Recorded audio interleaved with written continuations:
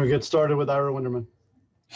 Jimmy, the way this series played out, especially for you in the scoring column, was it just a matter of being such a focus by them? Was it you feeling that you were a little bit off? The system, the setup, the strategy?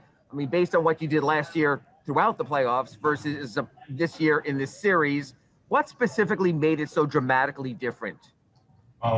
Just some missed shots here and there. I think they did a great job. I think you kind of just leave it at that. But my game's never been about just scoring. It's about everything else, getting stops, getting everybody else involved. Scoring was a little bit low, but it's part of it. You've been very honest about where your team has stood throughout the course of last season and in the playoffs and this season. At times you said you weren't good enough. At times you said that the guys got together and they played well. When you look at this team now at the end of the season versus the end of last season, do you see enough or do you feel that maybe more will be needed to get you back to where you were? Thank you. I mean, we were a completely different team last year with different guys with different skill sets.